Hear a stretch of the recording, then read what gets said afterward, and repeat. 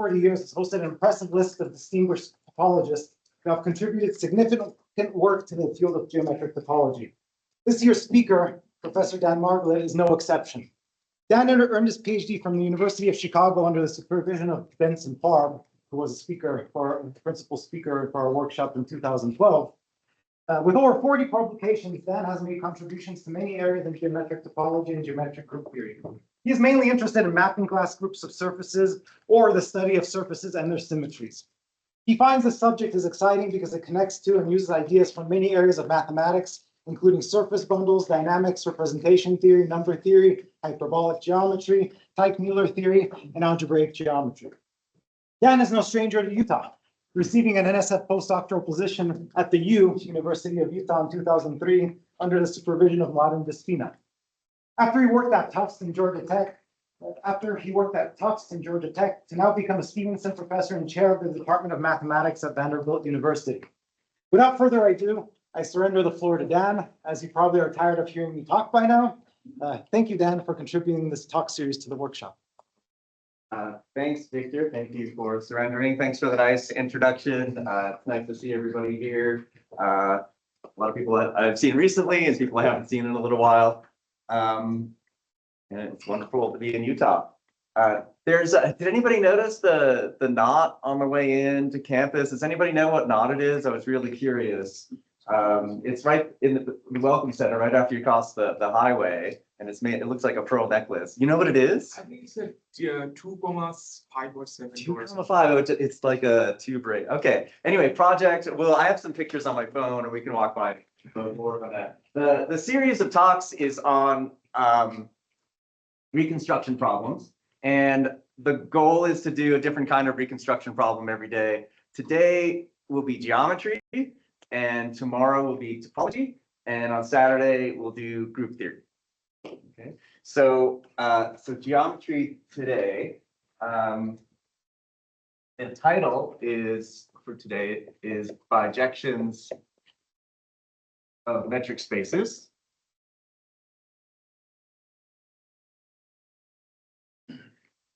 Okay, and I've hopefully left enough time that you can ask questions. Hopefully it can be a discussion, so please interrupt whenever you have any questions, comments, or anything. The overarching question is following.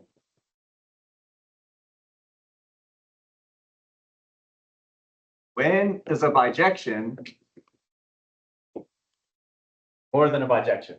Okay, and I'll say what I mean by that. And we're going to look at spaces, the classical setup.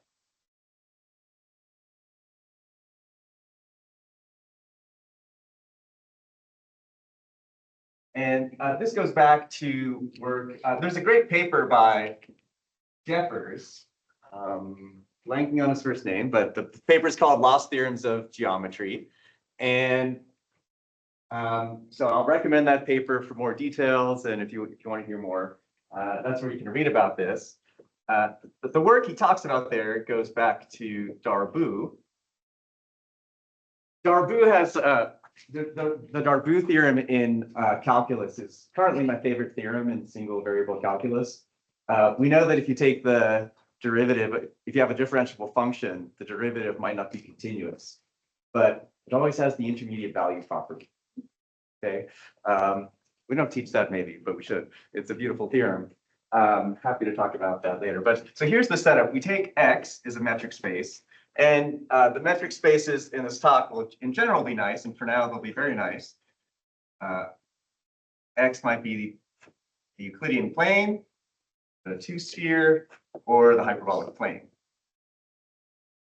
Okay, and the setup is we take F from X to X is a bijection.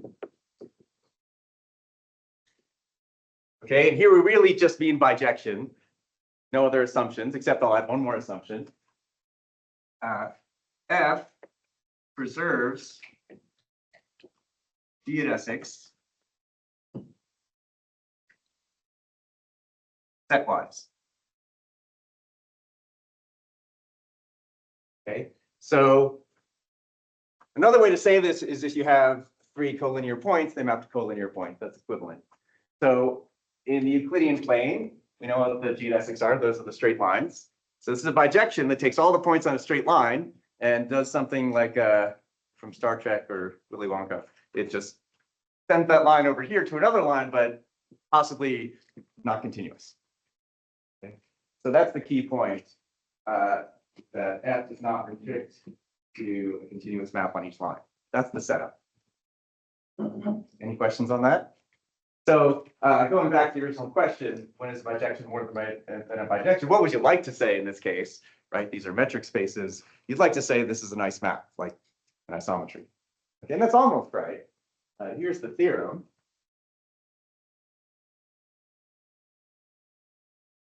The classical theorem is that you have F, geodesic preserving bijection of one of these spaces, then F is, okay, so let's go, well, I'll go out of order from the way I did it there. First one is hyperbolic space. And in that case, it is true that you get an isometry. In Euclidean space, it's not quite as nice, but it's still pretty nice. It's not an isometry, right? Because what else do you have in Euclidean space that takes lines to lines? You have linear maps. Okay. You also have translations. So linear maps and translations together give you affine maps. An affine map is you do a linear transformation and then translate. Okay, that takes lines to lines. For S2, it's actually kind of bad. They're no longer continuous. Okay, so it's an isometry composed with antipodal swaps. What can you do on S2? You can interchange the north and south pole, right? That takes geodesics to geodesics, that map. So I'm describing a map of the two sphere. It's the identity, except it swaps the north and south pole. That takes geodesics to geodesics because the north pole is under geodesics, but only the antipodal point the south pole is. Okay, so that's a weird map. So you can do an isometry of S2, you can rotate it, and then before or after that, you could decide to swap as many antipodal points as you want. So this is surprising, maybe gives you some concern that having something so simple as preserving geodesics, maybe sometimes it'll give you exactly what you want in isometry. Sometimes it'll give you something close to that, but not give you that. So that's the setup. I want to talk in detail about the first one, the hyperbolic space version. And in this talk, there's going to be three main theorems. One is we'll sketch the proof of this theorem for the hyperbolic space. And then we'll talk about some recent work for a three-dimensional version, H2 times R. And then at the end, we'll talk about a much more complicated space and geodesic preserving bijections of that. That much more complicated space is Teichmüller space. You might know that word. So I'll try to introduce that space and give you an idea of why we might be able to prove a theorem like this for a much more complicated space. Any questions before we get to proving this? All right. So let's just remind ourselves a little bit about the hyperbolic plane.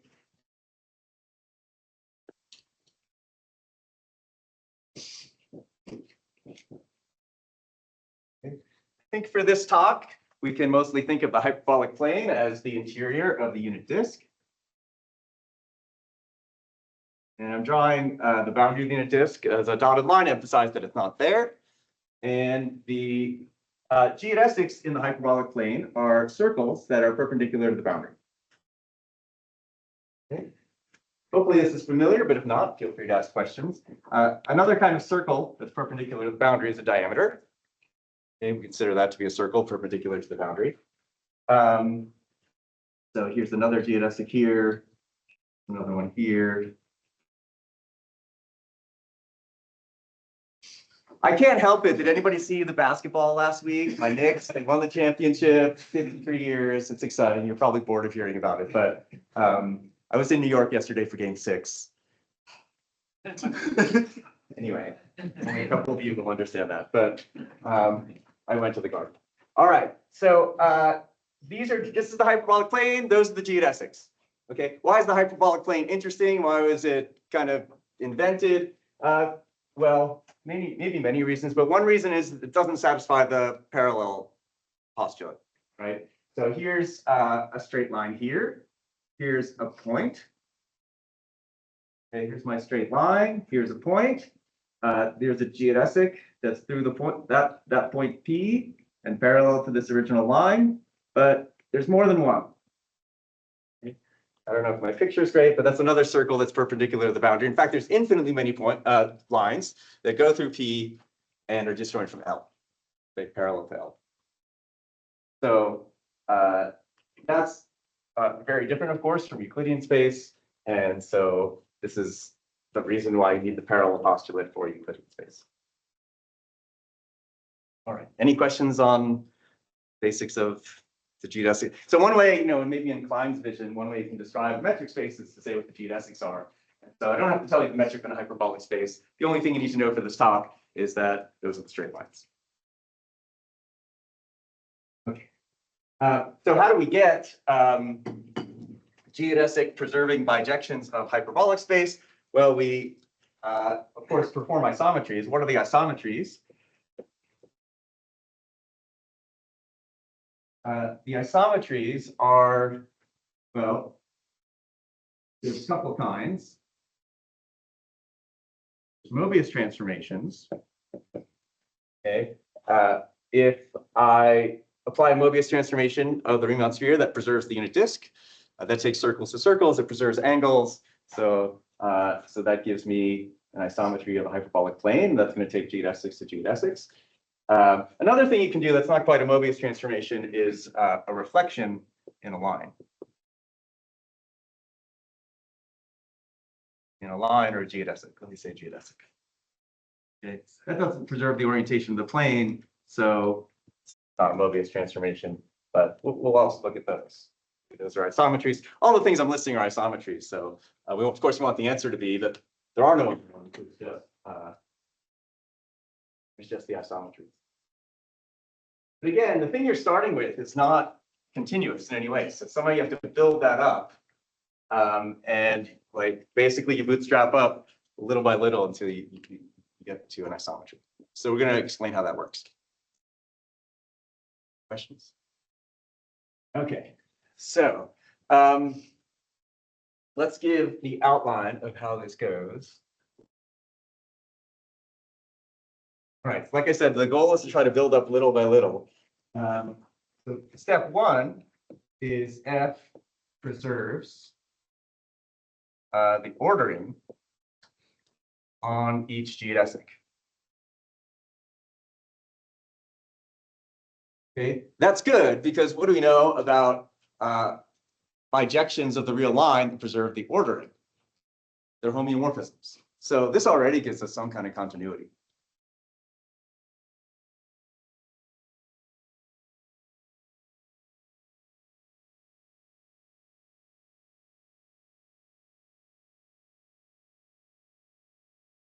Step 2 is to show that F induces a bijection of the boundary of hyperbolic space, which is the circle. What do I mean by boundary of hyperbolic space? It's not a boundary in the usual topological sense. I mean this circle at infinity here. This is a common theme in hyperbolic geometry that you understand what's going on in the space by looking at infinity. So I'll say more about that when we get to it. Step 3 is F preserves linking on the boundary. So maybe I should call that F hat.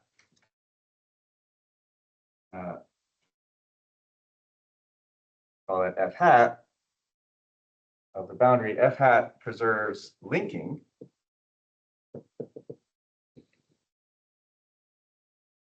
on boundary.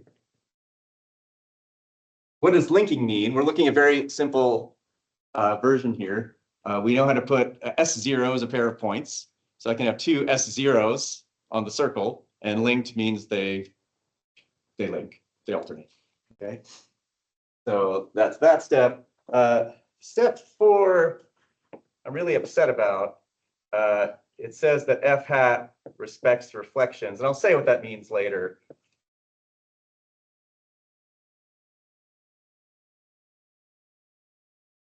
That's supposed to be an exclamation point. I wasn't happy with the Jeffers argument for this. He probably has the right argument, but I wasn't happy with it. And so I was up very, very, very late last night trying to do this in a simpler way. I would love for someone to explain to me how to do it. Once we get there, I'll have it all set up for you, and I won't give you Jeffers proof. I'll ask you to fill in the details there. And then step 5, we'll finish. All right. All right, so these are all relatively simple, except this one. This is where the main work is. I'm going to skip that, of course. But all right, so let's do step 1. In each case, the proof is just to draw the right picture. So step 1, F preserves the order. Oh, I'm getting close to that edge. I got to be careful. All right, F preserves the order on each geodesic. Well, here's the picture. Okay, that's the boundary. I'm drawing it as a solid circle now because it's easier. Here's my geodesic L, and I take 3 points, X, Y, and Z. Okay, and I suppose that they go out of order, that under F, they map to X, Z, and Y. Okay, so what's wrong with that? What should I do? Well, I'm going to draw geodesics that go through those points that intersect L at those points. Color.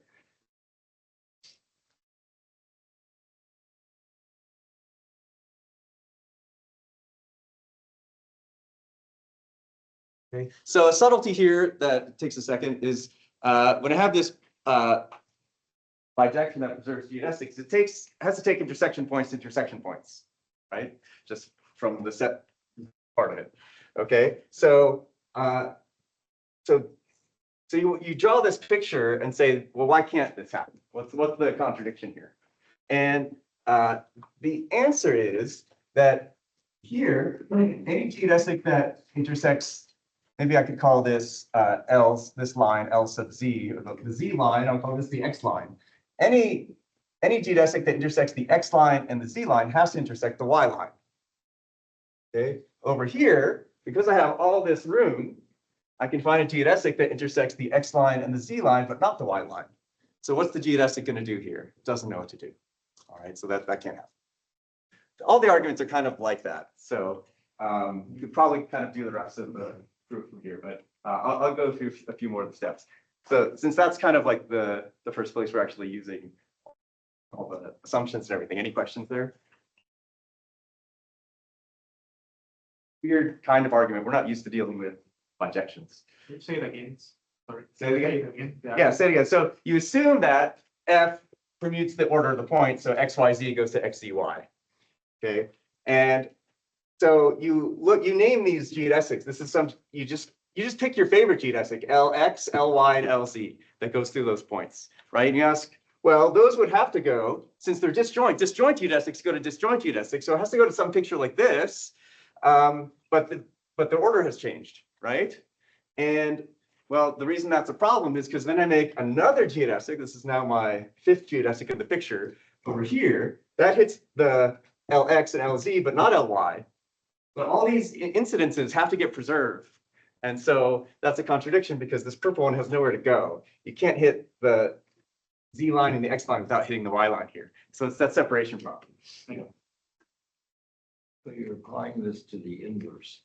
That's right. No, I'm definitely using the fact that it's bijection. That's how the arguments are, I think, most simply stated. You assume the bad thing happens. It's a contradiction, I guess. You assume the bad thing happens and realize there's some configuration. Yes, but it's very important it's a bijection. that were the geodesics are surjective onto the other geodesics, and you can apply the inverse map. Very good point. Other questions?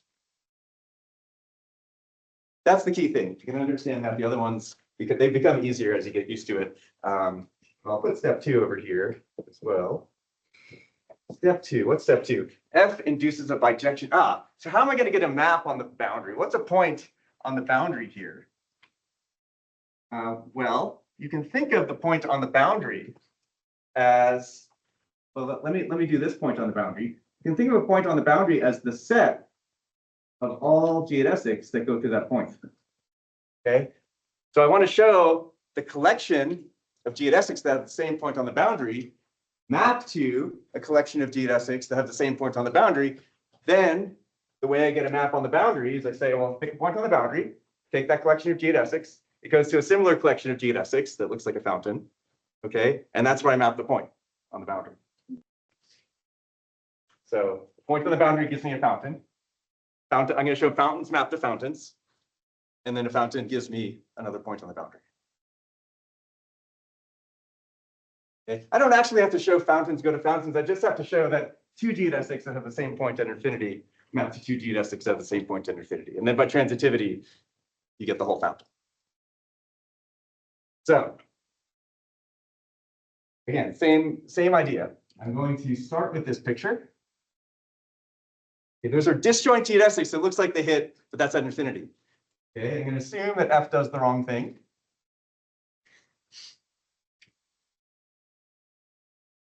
What's wrong with this?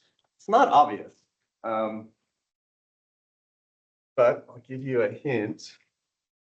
Let's see. I think I'm supposed to draw this picture over here. 1, 2, 3. And I want to claim I can't draw that picture on the left. So see, this purple one has to go to something like this that intersects both geodesics. And then remember, I have this homeomorphism on each line. So that tells me that, let me call this 1, 2, 3. 2 has to go somewhere like this. 1's no problem, it can go here. Where do I put 3? Okay, 3 is supposed to hit just the geodesic on the left. But you can see, I tried to do it. I can't hit just the geodesic on the left. I have to hit the one on the right. So again, it's broken.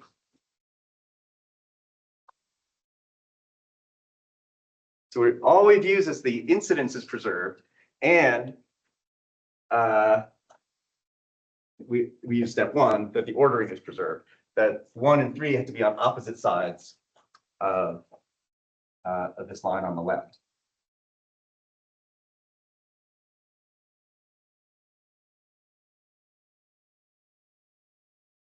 I mean, this is a deep idea that you can understand the space by looking at what's happening at infinity, but this doesn't. Any questions on that step?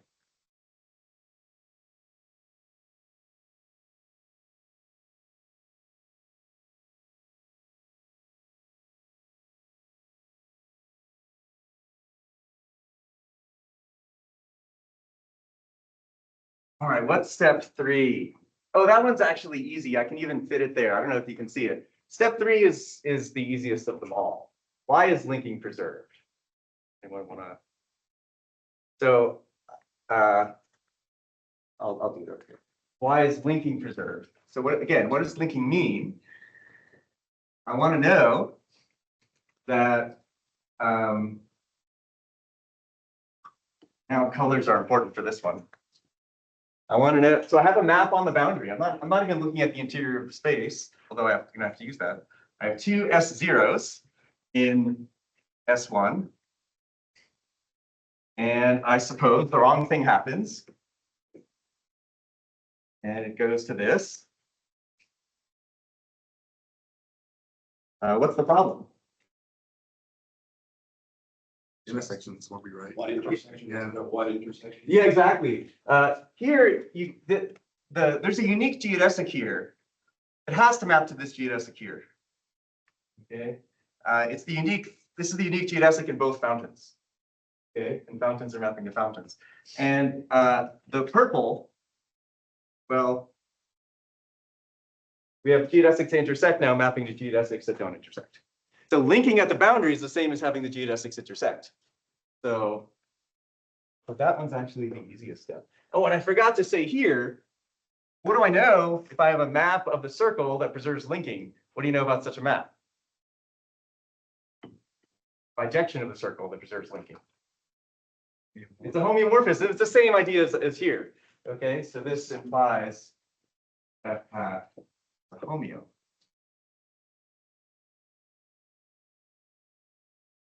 So we started with just this bijection. It takes geodesics to geodesics, and we have a homeomorphism at the boundary. Now, every isometry, I didn't say it here, does give you a homeomorphism on the boundary, but not every homeomorphism on the boundary comes from an isometry, so we still have work to do. Okay. Step 4, oh, that's the one that makes me mad. Okay, I'm going to tell you the setup, and I'm not going to tell you how Jeffers does it, and I want to know if there's something simpler. So step 4 is you assume f fixes 0, 1, and infinity. Well, I guess I shouldn't call them that. I should call it, I'm not using the upper half plane model here. I'm just going to say these 3 points. I guess this is -1, 1, 9. Okay. I want to show, so I'm adding an extra assumption here, then f fixes -I. Okay. This is really tempting, so if you want over lunch, I'm happy to talk about it. I mean, here's the idea. Why is -I special? Well, I can draw these 3 geodesics here. That gives me what's called an ideal triangle. -I is special because if I do the same thing here, I get this picture, and the reflections in these 2 lines in the middle preserve the configuration. I feel like that should be enough. So what Jeffers does, again, there's a good chance, he's probably right, but what Jeffers does is he shows that you're the identity on the entire boundary once you fix these 3 points. I just needed to be the identity on that 1 point, but maybe there's no better way. So I'm just going to leave that as an exercise. Okay, we kind of have a warm up with the first 3 steps. If someone can do that, I'd be very happy. I have a quick. Yeah. So the statement of 4 is actually. Just this. This is the statement of 4. Oh, so the way it respects reflections is I'm imagining this is the line L. Okay, and I'm assuming that L fixes this point on one side, so I wanted to fix the point that's reflected. Okay, but this is, you can forget the way I stated it there. This is the way I want to say it. This is the statement. So I'm assuming I have steps 1, 2, and 3 already done. I'm assuming f fixes those 3 points. I want to show f fixes that one. That's it. I was up very, very late. I don't know how to do it. Okay, except to follow Jeffers' argument. I would love to have something more straightforward. It seems like he's proving something stronger than what's needed, but sometimes you have to prove something. You have to look at the bigger picture to prove the specific thing you want. So I'm just going to leave that hanging. Okay, I'd love to talk about this. Any other questions on what the statement is here? Okay. So now we finish the proof, and it's quite simple. Let's see. Let me write it the way I have it written here.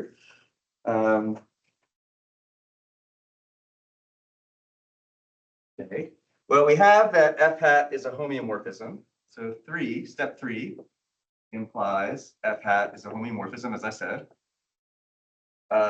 And then 4 implies f hat fixes all, well, I'll just say a dense set on the boundary. What's the idea there?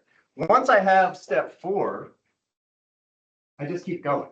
Okay, I've got this first triangle that's preserved because if these 3 points are preserved, those geodesics are preserved.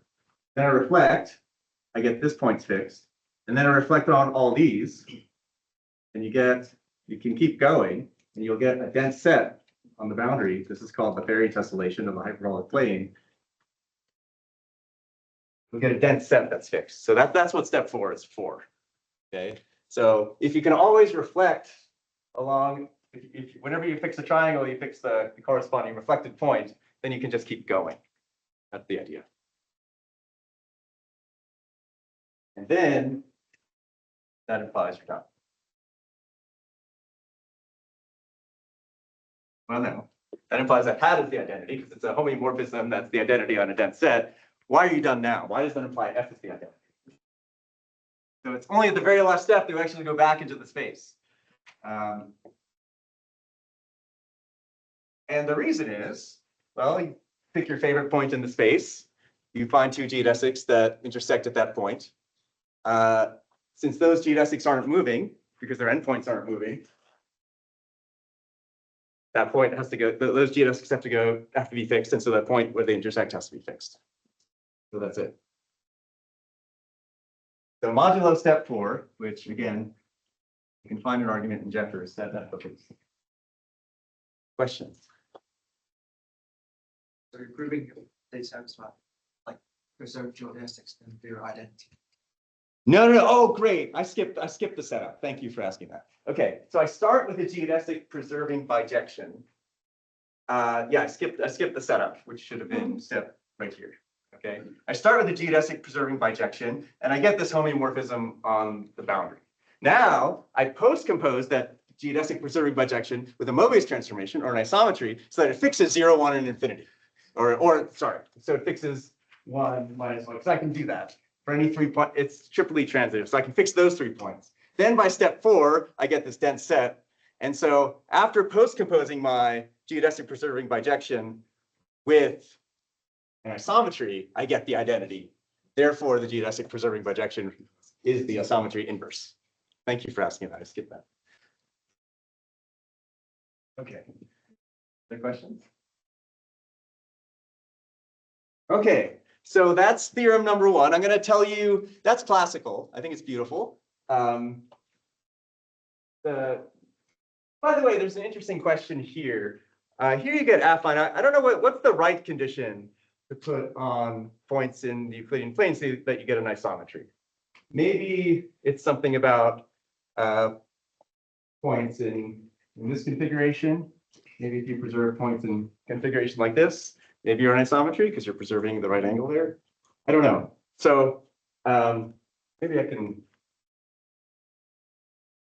There's the point being that this is just the beginning. There's lots of questions you can ask now. Okay, I don't know of a lot. There are some follow-up papers on this theorem that you can find by Googling, but there's not many. On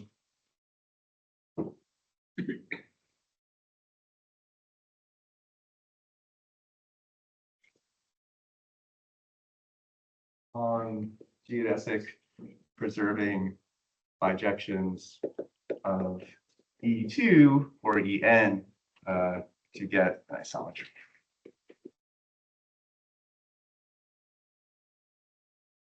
I haven't thought about it, but I think it's a good question.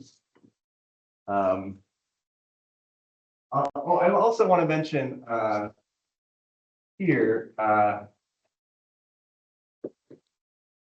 D, I think it's low, and Sane.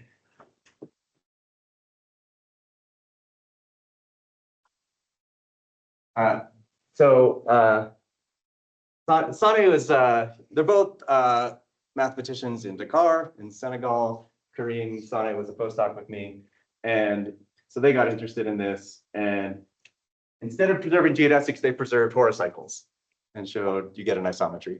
There's just so many variations. The point of this question, this comment, is there's many variations, and it's, I think, largely unexplored.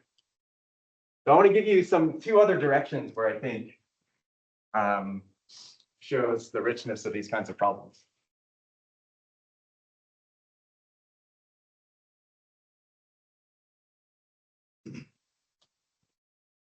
I'm going to steal a rhetorical technique from Olu, who was at my workshop last week at Vanderbilt. That was the classical. I'll do the modern now. And so the modern work, this is maybe on the archive and not published, is by Brian Dickman, who was an undergraduate with me and a postdoc with me, and he was a graduate student here in Utah, worked with Mladen. And Palani Literos, who is a graduate student at Ohio State, and Akash Narayanan, who is a graduate student at Notre Dame, and he was an RU student with me at Georgia Tech. So this was an RU project that they did together, which I think is really fantastic. So what did they do? Well, they looked at same kind of questions, but for the 8 Thurston geometries in dimension 3. A geometrization theorem, which was conjectured by Thurston, says every 3 manifold can be broken up into pieces, and each piece has geometry like one of these 8. Okay, so of course you start with Euclidean, spherical, and hyperbolic geometry. Bless you. Those are done. The answer is the same. I erased the theorem, but in the Jeffers paper, he actually does n-dimensional Euclidean space, n-dimensional hyperbolic space, and n-dimensional spheres. So nothing to do there. Then they looked at the 2 products, which are, let me say, S2 times R and H2 times R.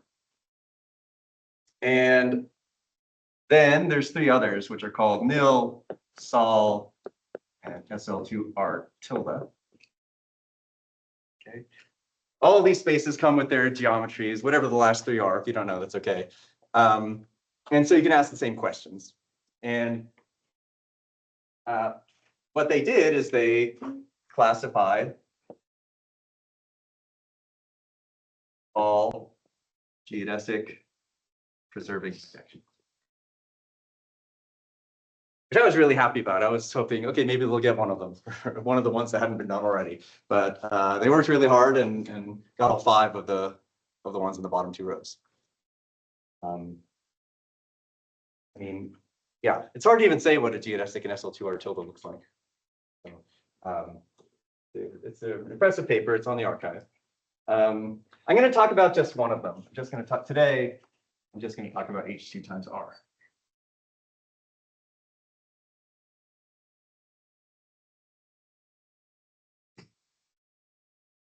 We won't go through the whole proof like we did, but I'll kind of try to say what the key points are.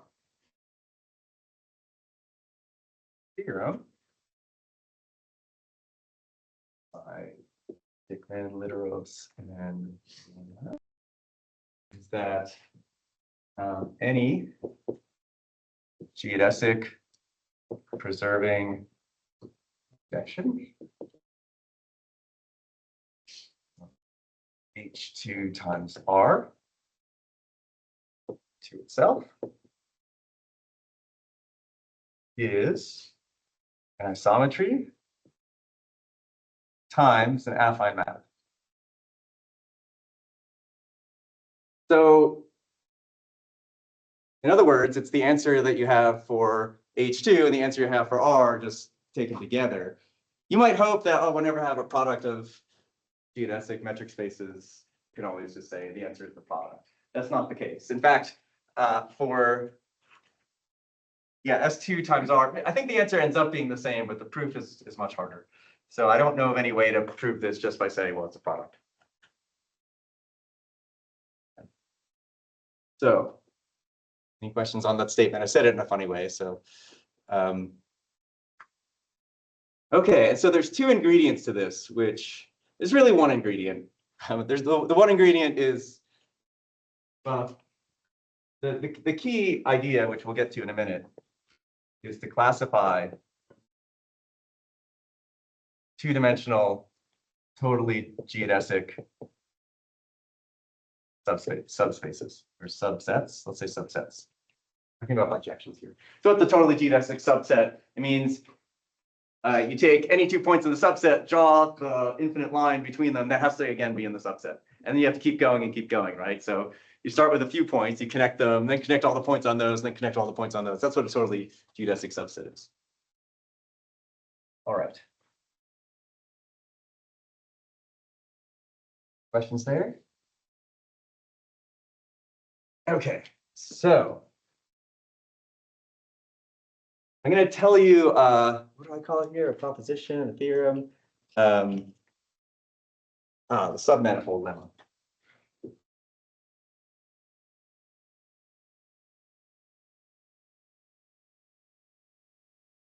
I think this is an amazing fact, an amazing contribution they made. Okay, so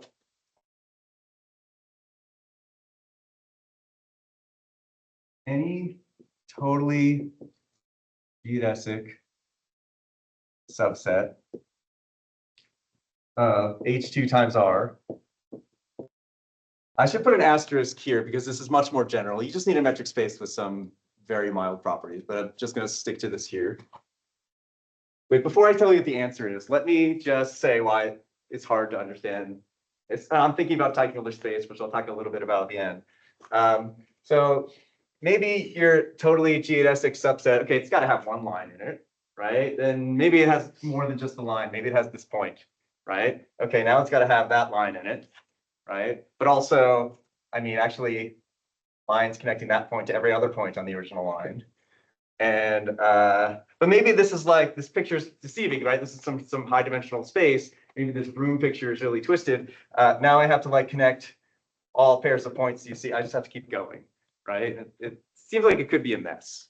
And I was working on the Teichmuller space problem, and we didn't have this. And I just thought, well, you just get this horrible mess. Their lemma says it's a submanifold.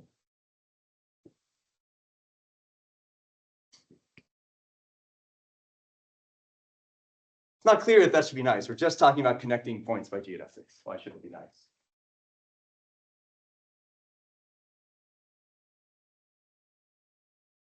Questions on the statement? By totally geodesic subset. All right. I'm going to give you just the quick flavor of the proof. It's a little bit technical, but the idea is very nice. Okay, so I'm just going to draw the picture for H2 times R. This is my picture. That's H2, the disk times R. But again, it works more generally.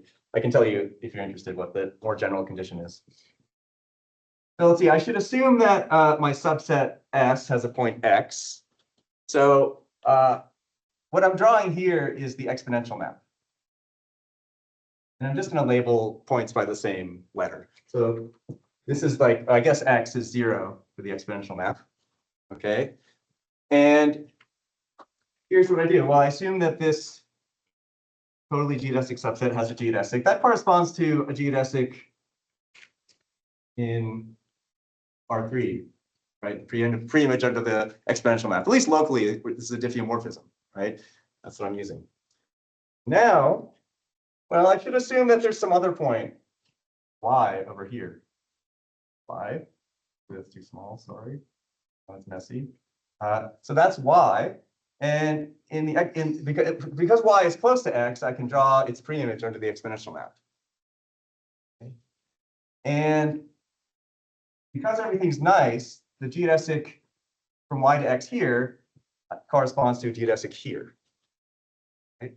So locally under the exponential map, everything just ports over, and lines here correspond to lines here. Right. That's the fact you're using. And now, what am I trying to do? I'm trying to show that there's a two-dimensional disk around X in here. That's what I want. I want to show there's a maybe higher dimensional disk, right? Not some horrible mess. I want to show there's a disk. And why is that? Well, I just draw this broom here. Okay, that broom contains a disk around X or 0 in R3. And since the exponential map is a local diffeomorphism, that broom gives me a broom here, which hence, so really there should be another color here. Gives me, so this disk that I've created by that broom maps to a disk around X over here. You can't see the letter X anymore. And that's how I created a disk, as opposed to some horrible mess. I find this proof puzzling. I'm pretty sure it's right. This is a nice thing about talking about other people's work. I don't have to fully understand it, but I'm pretty convinced it's right. It's really puzzling to me. And And there are maybe details I'm sweeping under, but I believe this is a correct proof. So it's kind of an amazing thing. Any questions on that?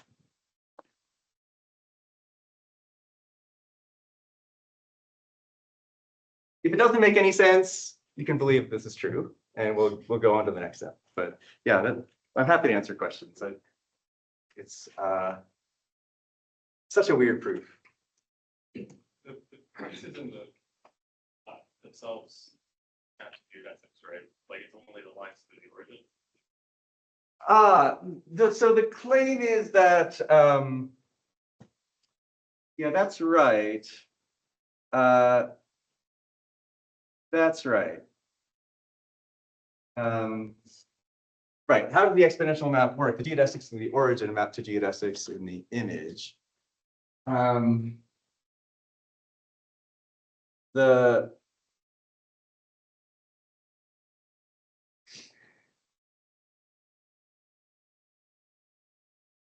You know what? I think I maybe I'm skipping a step. So what you can do now after you have the broom, right? Once you have points, you can just keep connecting them, right? So now I can connect the origin to all the points on the broom and make a disk around X here. And that should give me a disk over there. Is that the fix? I think so. Right. Noah makes a good point. I was kind of saying this broom, all those geodesics have to map to geodesics, but it's really just geodesics from the origin that map to geodesics. But once I've drawn this picture here, those points map to points over here somehow. And The exponential map is locally a diffeomorphism. yes. Oh, I see. Is that all we're using? Well, but I know that I can connect points by geodesics here. Here, I'm cheating. I'm connecting points by geodesics here, but geodesics from Y are not necessarily geodesics here. That's what Noah's saying. So there is an issue there. It's possible. Yeah. Why can't you do it with points going out from X instead of?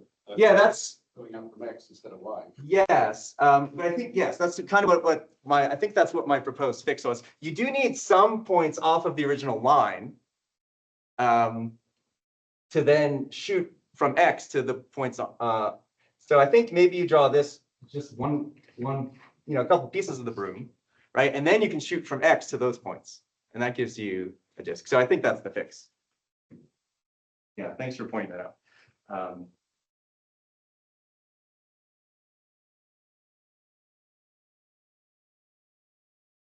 All right. So that's one contribution they made. And then the rest, the key point is the following lemma. Let's see. Okay, so the next little piece of this is, well, we know totally geodesic subsets are manifolds now by that lemma.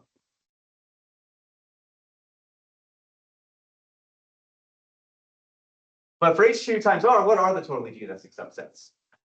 Well, there's 1D. What's a totally geodesic subset that's one-dimensional? It's just a geodesic. Okay, and there's three kinds. There's horizontal, vertical, and slant. Okay, so you can have all three. Right, the horizontal slices are just hyperbolic space, and so you can have a geodesic there. You can just take point times the line. That's another one. But you can also have geodesics where you kind of take a horizontal one and you lift it up, and you know how to draw it. It's moving in both directions.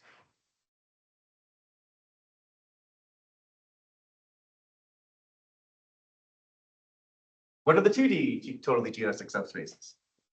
This is really the interesting lemma here. Well, you can see a couple. There's the horizontal slices. There's the vertical, which is the vertical ones are a horizontal geodesic times a vertical geodesic. Okay. Are there any others?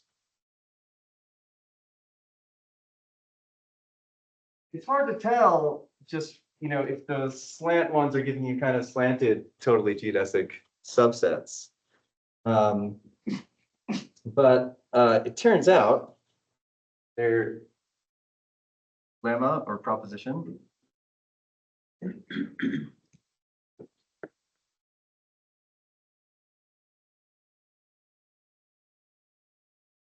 these are the only 2D totally geodesic subsets. Why does that help you? If you're trying to understand geodesic preserving bijections, that has to take totally geodesic subsets to totally geodesic subsets. And so that's giving you a lot of control over your map. Yeah, what's up, John? Yeah, just make sure my thinking is clear. Like these 1D geodesics, like in the R direction, they have to actually go all the way. Yes, that's a good point. You might wonder if there's, right. So that's exactly the point. I mean, maybe you might wonder if there's something slanted like this where it doesn't go all the way up to infinity or negative infinity. So first of all, those are not one-dimensional geodesics. To be a one-dimensional geodesic, the slant ones go all the way up and all the way down. Okay. Yeah, good point. It's a geodesic times a geodesic. Other questions?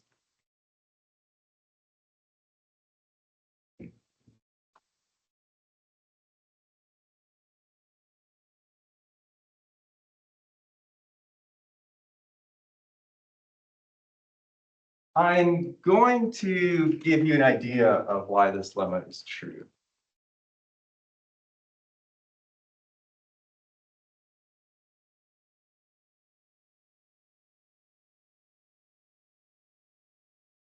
So this must mean if you take two slant geodesics and just fill them all in, you just fill up the whole space. That's exactly right. Yeah, that's the thing. So yeah, that's exactly right.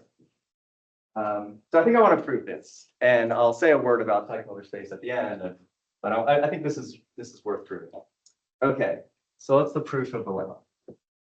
Hopefully, you believe that once you have the lemma, you have pretty good control over your map, right? Because you have to take a totally geodesic subset to a totally geodesic subset. You can't swap a horizontal with a vertical. Why not? Well, this is the hyperbolic plane. The vertical ones are they're isometric to the Euclidean plane. And so by the stuff we did earlier, you can't do that. So once you're taking horizontals to horizontals, well, then on each slice, you're in isometry, right? By Jeffers. Okay, and you go from there. Okay, so this is really the main thing. Okay, proof of the lemma goes like this.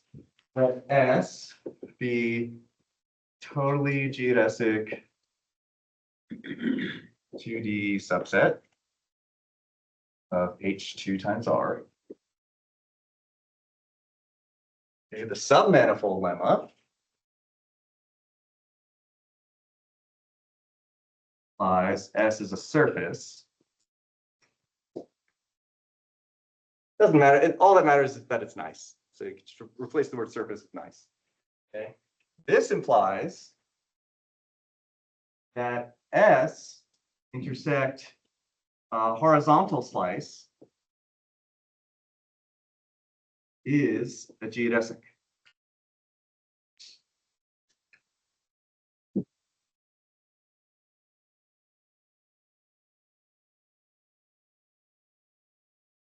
Right, if I take a surface and intersect with another surface, I should get something one-dimensional, more than one point.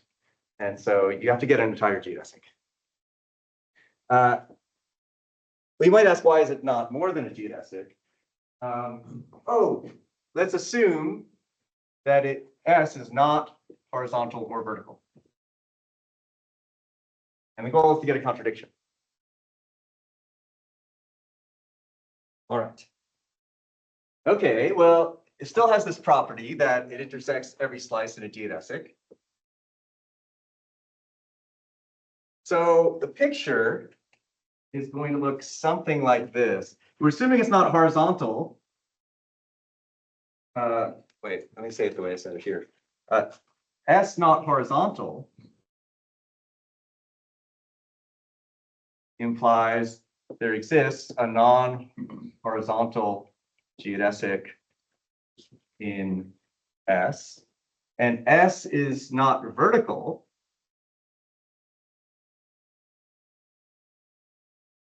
implies the projection map to the H2 factor is injective. This is similar to what Craig was saying. Like, once you have enough stuff, like once you have 2 points right on top of each other, you have that whole geodesic. And since you already have a horizontal geodesic somewhere, you're gonna get the whole space. Or you're gonna get the whole vertical plane. Okay. So what does this picture mean? It's really weird. It means that you have some kind of non-horizontal, non-vertical geodesic. And Jonathan, it goes all the way up, you've noticed, it looks like it. And at every slice, you have some kind of geodesic. So all these geodesics are on different slices. Okay. And what do you do now? You project to the first hyperbolic plane, and you want to get a contradiction. Like, this is a weird, again, going to Craig's thing, this should tell you kind of have a whole space already. And so here's the idea. You have this original line. You have these L sub t's. I'm not using the right color. There's an L sub t for every real number t, right? At every height, there is one of these geodesics. So the picture looks like this in hyperbolic space. This is the original L, which is purple. The orange ones look like this. Okay? It's injective, so they all just map down to geodesics. Okay. And why is that a contradiction? Well, so also the t's have to go this way. So this is t going to negative infinity and t going to positive infinity. And finally, here's the contradiction. In this picture, I have a geodesic that it's just some of the orange lines. But in this picture, every geodesic that hits a horizontal line hits them all. That's the contradiction, and we're out of time to really talk about it. I'll say in just 2 seconds, if you know what Teichmüller space is, a project I'm working on with Ryan and Spencer is to do an analogous thing there.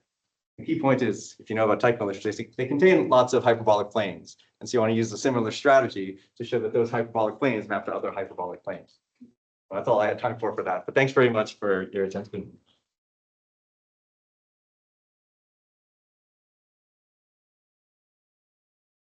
Questions? What's special about the 8 surfaces? So 8 classes. Oh, so Thurston's geometrization conjecture, which is proved by Perlman, says every 3 manifold can be decomposed into pieces, and each piece can be given a metric that's what locally looks like one of those 8. So that's why they're special. So if you wanted to look at 3-dimensional spaces, that's a nice list to look at. Yeah. When you had 1 to 3 earlier, 1 to 3. you know, when you had F hat, Yes, yes. so F hat has to send the ideal points of each geodesic to the ideal point for that geodesic, correct? The deal points, yes, yes, that's right. Correct. That's right. So will you draw a circle with three points Yeah, and at any 3 points, doesn't Yeah. matter. Draw the line. yeah, So now pick a point P in one of the, here. pick the opposite point. There's a unique geodesic from that opposite point to P. Yes, Well, that geodesic has to be fixed, yes. so its endpoints have to. Well, we're trying to show this point is fixed. Why does this geodesic have to be fixed? Oh, Why I can't thought it go, it could go here. because the intersection, right, isn't the, I don't think we know that we're the identity on this line. We know we're continuous on this line, on each line. So we know we know these geodesics are preserved, but we don't, and we know we're continuous on each geodesic, but we don't know that we're the identity. okay, Not yet, at least, I think there's a missing thing there. Yeah, okay. yeah. We can talk about it some more. Yeah, happy to talk about it more. Yeah. Questions? Okay, if there's no questions, go ahead and think then.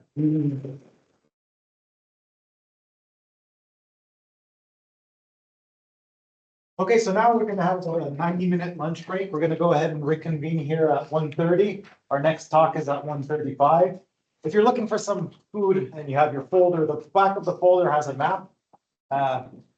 If you want some coffee, you know, other than what this machine makes over here. You can go to the Fulton Library.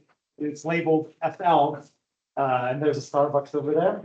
If you're looking for some food, like just little restaurants and everything like that, you can go to the Sorensen Center, the SC on the map. And last order of business, Craig wanted to say a few words because today, if you notice in the schedule, there's a Bob Daverman Remembrance Dinner. So yeah, the floor to you. Okay, so I thought you were gonna do. I want to make you. Yeah, no, that's fine. Talk. So, yeah, I think everybody knows about this. We're doing a little tribute to, Bob Daverman this afternoon with some of the talks. And then we're having a dinner tonight, where we've invited anybody who wants to show up can show up, but we kind of need to know numbers. And so Violetta had, requested that people respond if they were planning to come to the dinner. And we've gotten the impression maybe that some people didn't realize they needed to respond, but they might want to show up anyway.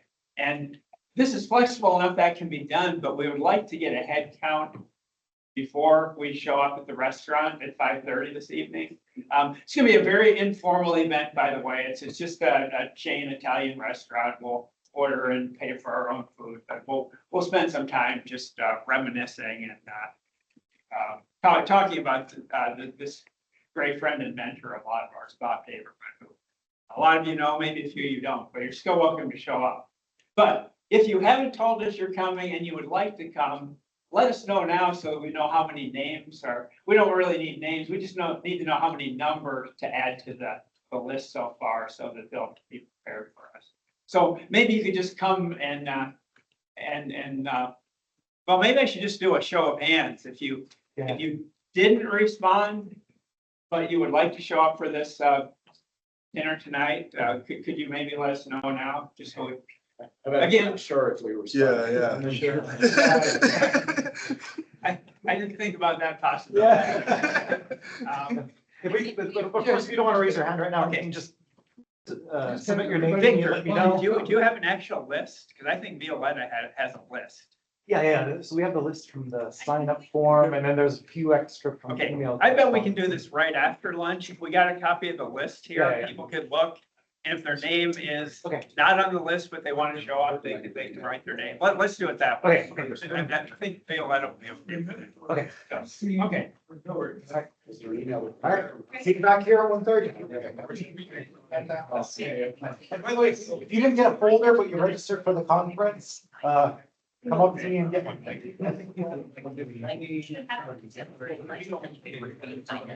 Yeah. It's just the program.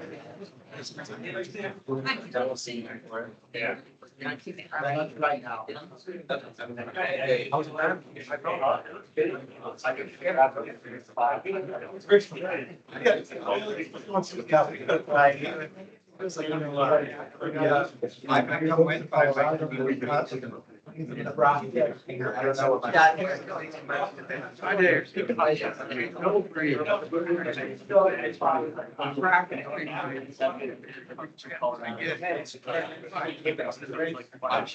I've been all over everything.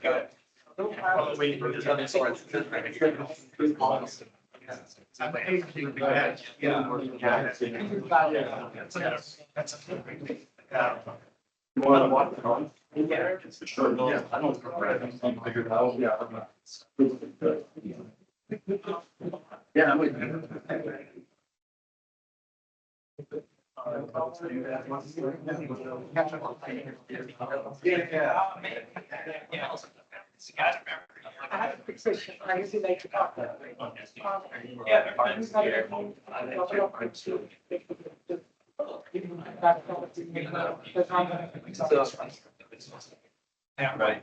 No, that's right. Yeah. I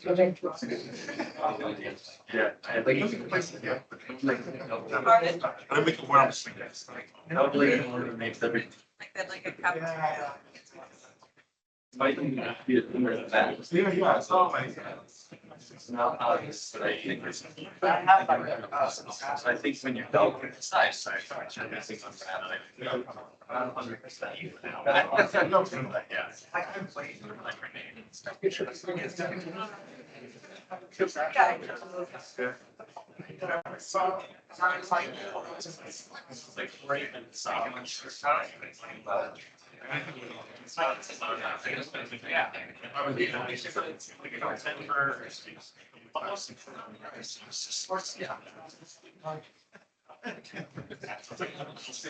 You'll be happy. You'll be happy.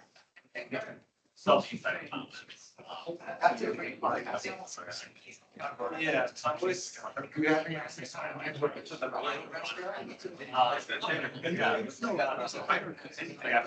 Oh, no, I don't know anything about where we're going now. Then let's go.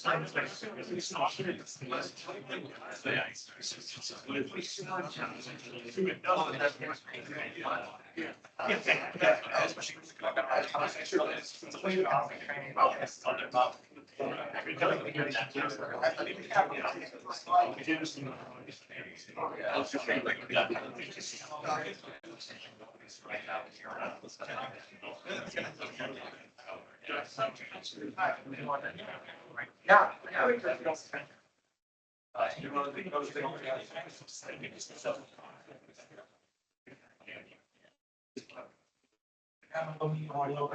I think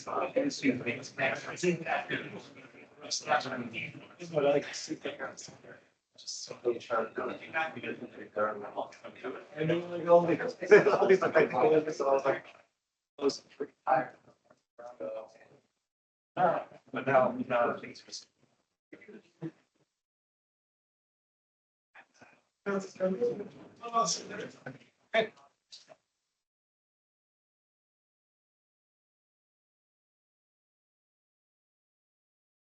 But